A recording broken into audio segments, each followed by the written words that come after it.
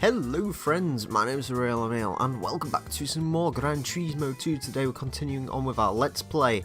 This is episode 27 and in today's episode it's time to start the one-make races.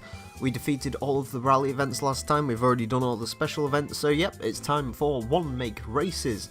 And we're going to be starting in the South City and we've got to start with one of the most recognisable cars from the Gran Turismo series. That is of course the Dodge Viper. So for that we're going to need a Dodge Viper. I think I'm going to go with the RT10. This is the original Viper, 1992 I believe this car was. I'm going to go with this Viper purely because it's not featured in too many games. The GTS you find a hell of a lot more in games. Anyways, I will explain how one-make races work in a second. Right, yeah, I'm assuming this is a naturally aspirated car. So essentially, to give me the best chance of winning in these one-make races, I'm essentially just going to fully upgrade the vehicle. Not so... Yes, I guess it does make it a little bit more boring, just fully upgrading the car instead of trying to have the Corellos races. But the one-make races are actually kind of tricky if you're just using a stock vehicle. So it makes much more sense to just fully upgrade the car as is. I'm probably not going to like spend too much money on them. I'm going to avoid some parts, but you know, I'll probably go for like the full NA tune and stuff like that. And the reason why it will become apparently clear shortly. Anyways, yeah, this is an NA tune, and we are just going to do that one because I don't really need to spend an extra 60 grand for a couple of horsepower. I will also put the computer in because that apparently adds quite a bit of power to the Viper, and we will also grind the ports, and I believe I'm also going to put a muffler on this, and then after that we're pretty much done with this vehicle. We're doing decent power wise though. It's not like I haven't got the money to fully upgrade these cars either, or the ability to go and get the money to fully upgrade these cars. There you go, 641 horsepower in the Dodge Viper, which is pretty crazy, one of the more powerful cars we've had on this series so far. Anyways, this is how the one-make races work. There's two types of them. There is the standard race, which is for normal cars, and there's the racing style. Now that's for race modded cars. Some cars have just the standard race, excluding the race style, while others have both. So in the case of the Viper, it has both. Let's get into it with the normal style first. Okay, so another thing about the one-make races is it's got randomly generated tracks. It randomly, essentially, it just picks a random track, and that's the one you go racing on. For the Viper, it chose test course for our first. Now, all of the races in this are 2-lap races, no matter what, so these are going to be pretty short episodes. I may end up pumping 2 of these out a day, depending. So that seems like the plan for now. But yeah, we are in the Dodge Viper, one of my favourite of the American cars. I really do like the Viper. I prefer it over the Corvette. The Corvette's a cool car, don't get me wrong, like the modern Corvettes. Not a huge fan of like the older ones, so the C1, the C2, the C3. Out of the C4 Corvette and this, I don't know. I'd probably go with this, to be honest with you. To be honest with you, most Corvettes, or most Vipers I'd take over Corvettes because they're pretty cool. Like, I do love the C7, but the 2013 Viper is honestly one of my favourite cars. And if you was to offer me a C7 Corvette and this, I would still probably go for this over the C7 Corvette. Either way, we're pretty much blowing them away. I can't believe we got test course as our first race event. It's pretty crazy, but there you go, that's what happens sometimes, I guess. You get test course, which we've only actually seen once, I believe, in this LP so far, and that was for the GT1 at the tuned turbocharged cup. So that's pretty interesting that we're back to this racetrack.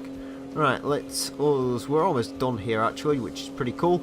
The Viper is quick, as you'd expect. Not quite as quick as I was expecting it to be. It's not quite as scary as I was expecting it to be either, but then again, we're not on a proper racetrack just yet. Of course, that will be coming next time, unless we get the test course 2 times in a row, which I do highly, highly doubt.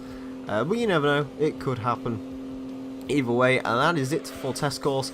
That was pretty quick round there as well, actually, sub 1 minute lap time. So we beat a bunch of Vipers. There were some GTSs, some RT10s. The two Vipers in the game can show up to that. Either one can show up, the RT10 or the GTS. Either one will show up to that race. Anyways, we get 7,000 credits. We don't get any prize cards from these, but we do get the chance to drive a bunch of unique and interesting vehicles. Anyways, well, let's go ahead and race mod this vehicle. Okay, it is time to race mod our Viper for the Viper Festival of Speed. That's a pretty cool name for the one make race. Anyways, let's go to racing car modifications, and we have just one for this car.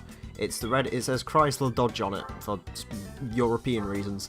Anyways, let's modify the car out. Not the best race mod, not a huge fan of the way it looks, to be perfectly honest with you. But we have got to go for it, so, you know, it doesn't really matter either way. Right, let's go to the racing style on a random course next.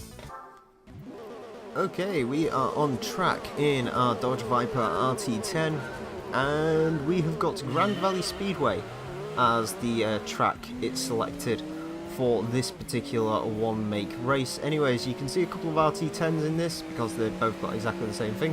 The GTS race mod actually looks kind of cool. Ooh, God, Christ. Okay, that's to be honest with you, if I drove... Oh, we're on the reverse Grand Valley as well, which is interesting. This car has very, very soft suspension, as it turns out. Yeah, that's what I'm blaming that on.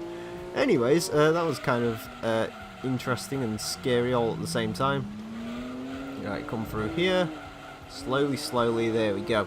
So we're actually on the reverse version of the Grand Valley Speedway. We're getting quite a few long tracks. Luckily it's with the Vipers and not with, say, the well, some of the other slower vehicles which are to come in these one make races. There's a pretty decent variety of vehicles that show up. As I've mentioned before, there are 52 of the one make races, so if you don't like one make races, I do apologise, but you might want to avoid the GT2 LP for a while. I think I worked out episode 80 is when we'll be getting back on track, I believe.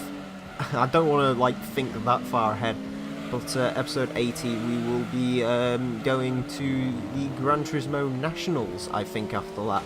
Then we'll probably do the Internationals. I'm not sure whether I should do the World Championship, because technically like that's supposed to end the game before I do the endurance races. I haven't quite decided yet. But either way, endurance races are something I am now considering doing, although I will probably regret that shortly. And RT10 is leading the race, hey? I really don't like the yellow headlights they put on the front of this. Apparently the, yeah, there you go. None of the Vipers are good through that corner. That happened on the, was it episode 15 where I did the GT Cars Championship? That happened where they all just spun out there. I don't know why the cars always spin out of the first corner. Well, I do kind of know why, because it's a tricky corner. This is the trickiest corner for us, because, yeah, this car has quite soft suspension. Not something I was really expecting from the Viper, but hey, there you go. I try not to spin it out. I'm kind of using the walls not to spin this vehicle out. A bit of drifting there. It's a nice change. Well, to be honest with you, it's kind of nice to be driving on tarmac once again after the recent episodes where I've essentially had to drive just purely on dirt. So it's nice to actually finally drive on some nice tarmac on a course I recognise. There's a Viper right at the back there. Not sure what sort of model it is, but there is definitely a Viper back there. We should be able to win this race pretty easily by the looks of it. Because the AI also have to be kind of cautious through the corners. There we go. Also, it's kind of nice not to be racing against ghost cars anymore. There are 6 cars in this race finally again, so that's kind of nice. But yeah, anyways, Dodge Viper overall fairly decent car to drive, save for the soft suspension. I should, like, on some vehicles they need the suspension tuning more than others. So I may go ahead and do some small suspension adjustments. I probably won't bother tuning any of these vehicles particularly, just because they won't really need it. Because usually when they're involved in a one-make race series, you can usually just tune the snot out of them anyway, so you can put all of the power and stuff you want into it. So usually you don't actually have to tune because the races aren't all that competitive. Either way, they have stayed relatively close to me, so if I did make a mistake I would have potentially lost. But nope, I haven't lost, and we are across the line in the Dodge Viper. And there we go, all the RT10s got second and third, RT10 in 6th, he's the one who spun out, and the GTSs. There wasn't too many GTSs in this race apparently. Anyways, that is it for the Dodge Viper one make race. We get 10,000 credits, and that is all glorious. So there we go, and that's the Dodge Viper over and done with. Okay, so there you go. As you can see there, we have completed the Viper Festival of Speed, both in normal and racing style.